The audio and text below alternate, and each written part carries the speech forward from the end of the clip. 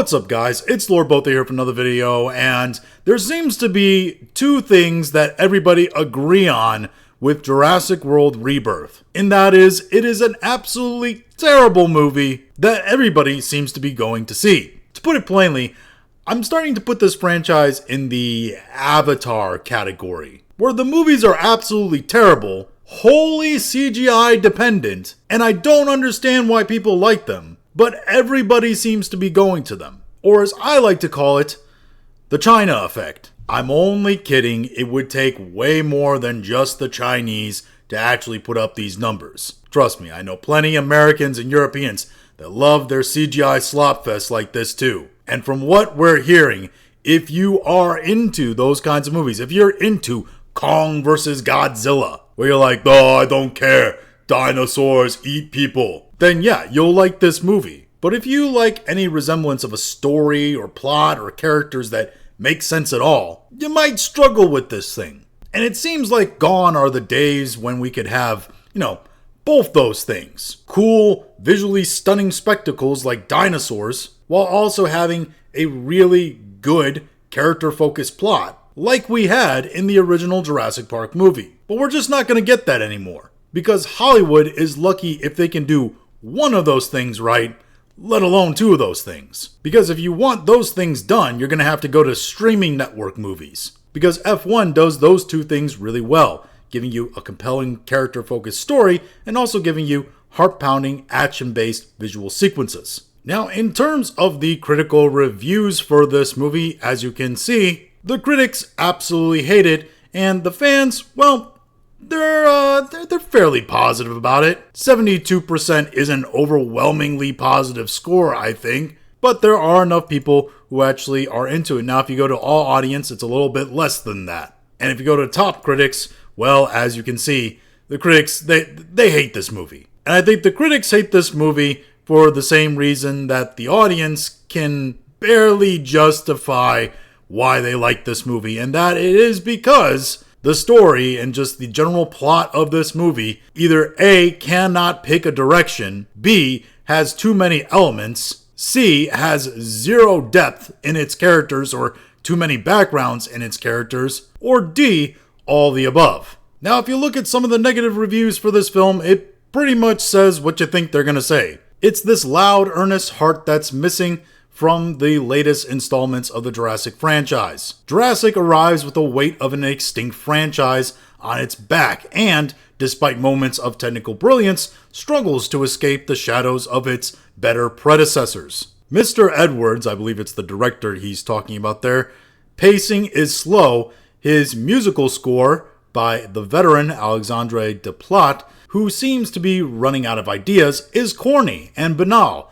His action sequences pedestrian, and at no point does anything shocking or even interesting happen. A plodding, disenchanting experience that adds some more roaring dinosaurs in exchange for any memorable characters or narrative stakes. It has little reason to exist beyond cashing in at the summer box office. In Jurassic World Rebirth, the average person has become uninterested in dinosaurs.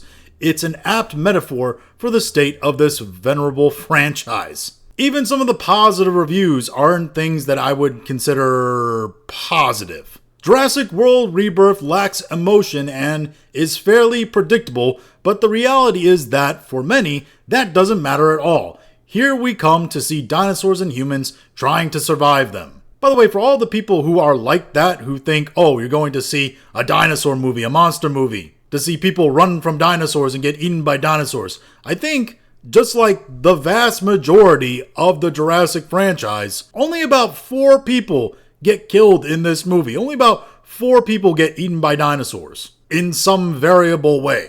I think it's only the second film, Jurassic World, where you have like a bunch of deaths in the movie. I don't really remember a lot of Jurassic Park movies. I gotta be honest, I haven't seen the last two, Dominion or anything like that. But there wasn't like a ton of shown deaths in the movies. This one from Alan Ng in Film Threat, really great guys. They do great reviews over there at Film Threat on YouTube. Alan Ng and Chris Gore.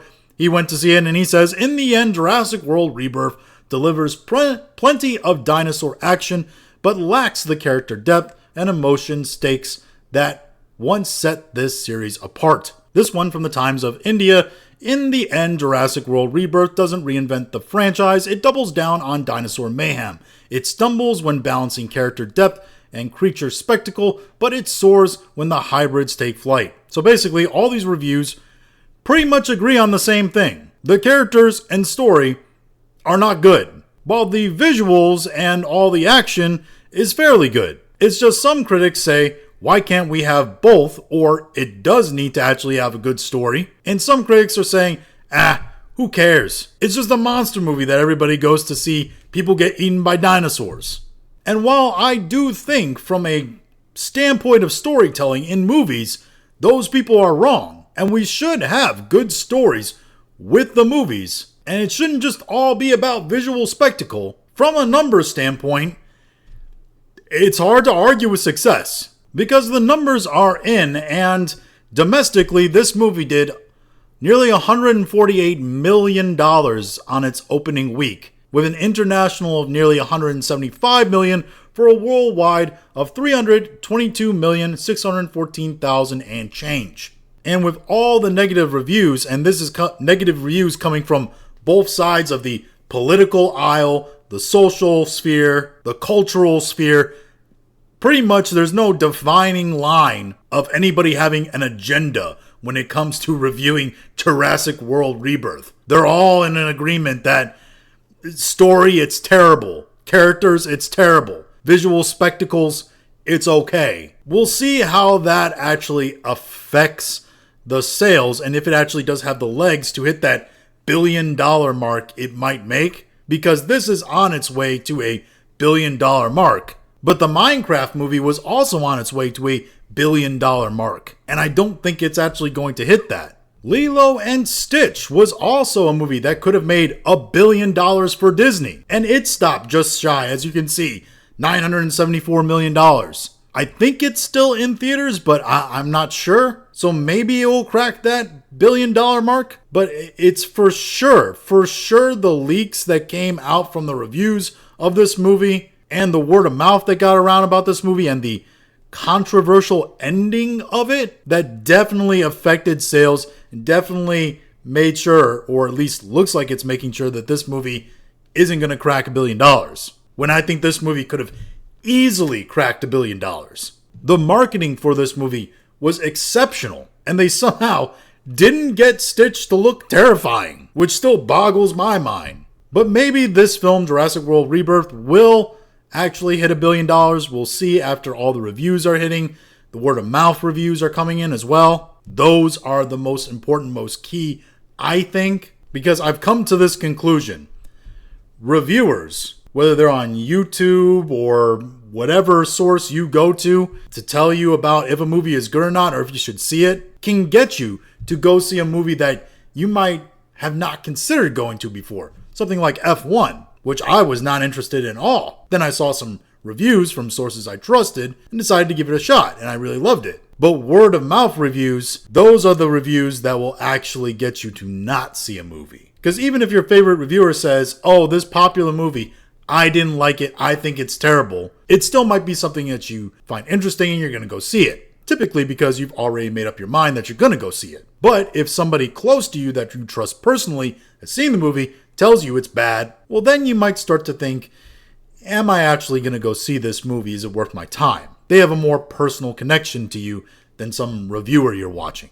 But if this movie is a success financially, like it looks like it's going to be, then you have to ask yourself, why should we care about what the critics say? Why should we care what they write on Rotten Tomatoes? Because clearly, the movie is a success. People are going to go see it. So why shouldn't we just rehash the same formula? They were complaining that this film doesn't reinvent the franchise. Well, the franchise clearly, if it keeps on this trend, doesn't need to be reinvented. It's making plenty of enough money. The only thing that does seem to be getting these movies into a bit of trouble is their budgets. The original Jurassic Park movie had a production budget of $63 million. It had an all-time worldwide box office of $1,058 million. And yes, that probably does also count re-releases in theater, special showings, etc. But still, I mean, look at this all-time domestic number alone, 415 million. That's a lot of cash off of 63 million in production. And yes, I know adjusted for inflation, it's a lot more, but this isn't anywhere close to still, adjusted for inflation, the budgets of nowadays Jurassic movies. Jurassic World Dominion, which came out in 22, $185 million budget. All-time worldwide box office of $1,004 million. And again, still covering their costs and way more than some. But diminishing returns because of the higher production budget. And this film, Rebirth, $180 million.